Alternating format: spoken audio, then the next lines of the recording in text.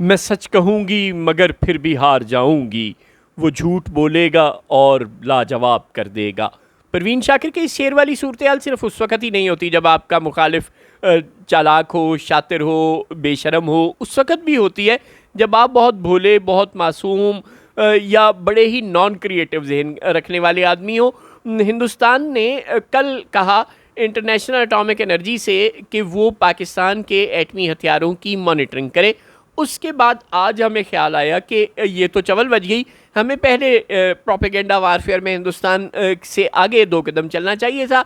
बहरहाल हमने पीछे पीछे जाकर कह दिया कि हाँ इंटरनेशनल एटॉमिक एनर्जी एजेंसी को हिंदुस्तान के एटमी तनसीबात और हथियारों की मॉनिटरिंग करनी चाहिए। अच्छा, अब फैक्ट क्या है कि हिंदुस्तान ने मिसाइल चलाया पाकिस्तान का निशाना लेकर और वो जाकर गिरा अफ़गानिस्तान में। हिंदुस्तान ने 6 मिसाइल अपने ही मुल्क में सिखों के इलाकों में ख़ास तौर पर मारे और कह दिया कि ये पाकिस्तान ने मारे। तो इससे आप अंदाज़ा लगाएं कि वो कितना ख़तरनाक किस्म का मुल्क है। वैसा ही मुल्क जैसा बंदर के हाथ में माचिस आ जाए तो बंदर जितना ख़तरनाक हो जाता है, उतना ही ख़तरनाक हिंदुस्तान है कि उसके पास बड़े बड़े हथियार हैं, बड़ी ताकत है, और उसके बावजूद उन्हें उन हथियारों का इस्तेमाल नहीं करना आता। मैक्रोन साहब अलग नाराज़ हैं कि तुमने हमारे राफेल की पूरी दुनिया में बेइज्जती करवा दी और तुम्हारे पायलटों को उड़ाना नहीं आता, तो हमारा क्या कसूर था। रूस अलग नाराज़ है कि तुमने हमारे S-400 एयर डिफेंस सिस्टम की बेइज्जती करवा दी, अगर तुम्हें उसे लगाना और इस्तेमाल करना नहीं आता था तो हमारा क्या कसूर था। यानी जो लोग इतने ख़तरनाक हैं कि उन्हें ना एयर डिफेंस सिस्टम इस्तेमाल करना आता है, ना इसराइल से ड्रोन ख़रीदने तो आते हैं मगर इस्तेमाल नहीं करने आते। 84 के 84 ड्रोन उनके मारे गए, एयर डिफेंस सिस्टम उनका तबाह हो गया, पूरा मिसाइलों का डिपो उनका तबाह हो गया। यानी जिससे जो लिया था वो सब कुछ उन्होंने तबाह करवा दिया। तो हम अगर इंटरनेशनल एटॉमिक एनर्जी एजेंसी के पास पहले जाते और उसे समझाते कि जनाब हिंदुस्तान तो सिक्योरिटी रिस्क है क्योंकि उसकी फ़ौज के पास हथियार तो है मगर उनकी हिफाजत का कोई निज़ाम नहीं है, तो आप बराए मेहरबानी उनकी मॉनिटरिंग शुरू करें, तो बात भी बनती थी। उल्टा हिंदुस्तान चला गया एटॉमिक एनर्जी एजेंसी में हमसे पहले और वहाँ जाके कहता है पाकिस्तान के हथियारों की मॉनिटरिंग करो। हमने तो यार जहाँ का निशाना लिया है वहीं जाकर लगा है, कोई तीर हमारा तो गलत निशाने पर लगा नहीं है अल्हम्दुलिल्लाह। तो लेकिन प्रोपेगेंडा वारफेयर में हिंदुस्तान हमसे आगे निकल गया। अच्छा, फिर मोदी जी के सिपाही बुरी तरह जंग हार गए और मोदी जी मुंह उठा के आदमपुर चले गए। पहले तो 3 दिन वो अपने घर में छुपे रहे।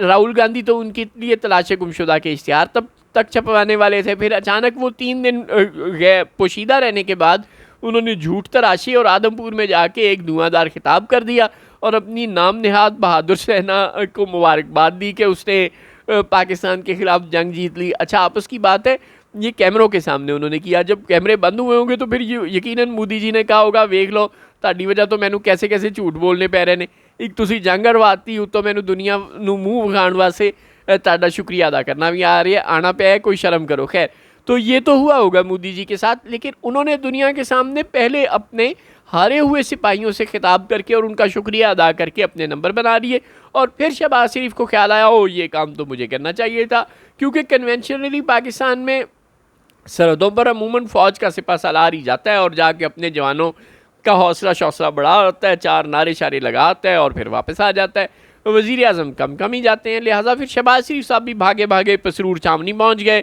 और जाके आसिम मुनीर साहब की नकल में टैंक के ऊपर चढ़कर खड़े हो गए और जवानों के से एक धुआंधार खिताब कर डाला।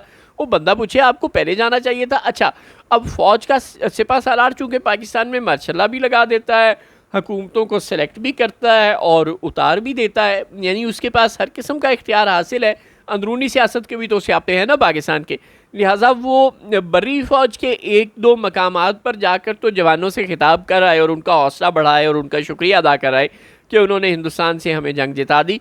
लेकिन वो एयरफोर्स जो इस सारे कारनामे की असल हीरो है और जिसने पूरी दुनिया में पाकिस्तान का सर फ़ख्र से बुलंद किया है, जिसने हिंदुस्तान के राफेल को सुखियाँ रोटियाँ लैलून डब्बा बना के रख दिया है, उस एयरफोर्स का शुक्रिया अदा करने शहबाज शरीफ आज तक नहीं गए। उन्हें एयर हेडक्वार्टर जाना चाहिए था, उन बहादुर पायलटों का शुक्रिया अदा करना चाहिए था जिन्होंने पाकिस्तान को असल में ये जंग जिताई। आपको याद होगा 2019 में भी जब अभिनंदन को काबू किया था हमारे पायलटों ने और हिंदुस्तान के 2 जहाज़ मार गिराए थे, उस वक़्त इमरान खान साहब ने उन दोनों पायलटों को PM हाउस बुलाकर उनका शुक्रिया अदा किया था, उनके साथ गपशप की थी।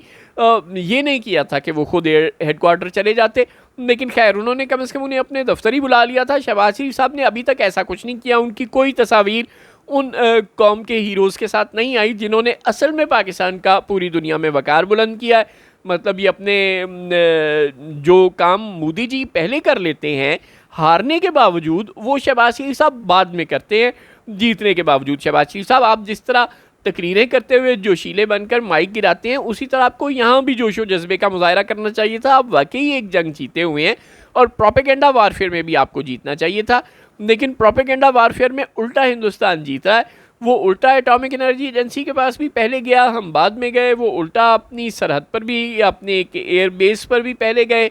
आप आज तक किसी एयर बेस पर नहीं गए। हाँ, आप फौजियों के पास, बड़ी फ़ौज के कुछ सिपाहियों के पास ज़रूर गए हैं, लेकिन वो भी मोदी जी के बाद। ऐसा ज़ाहिर नहीं होना चाहिए था। आप जंग जीते हुए हैं, वो जंग हारे हुए हैं, लेकिन ये जो चालबाजी है, शातरपन है, ये वाले काम आप पहले कर रहे हैं। दूसरी तरफ अज़मा बुखारी साहिबा ने अलग मसला डाला हुआ है। वो कहती हैं कि पूरी जंग डिज़ाइन नवाज शरीफ ने की थी। तो फिर आपने उस डिज़ाइनर से ये भी पूछ लेना था कि यार जंग के बाद क्या करते हैं। लेकिन लगता है आपका अपने डिज़ाइनर से कोई फ़नी खराबी के बायस आजकल राब्ता मुनक़ता हुआ है।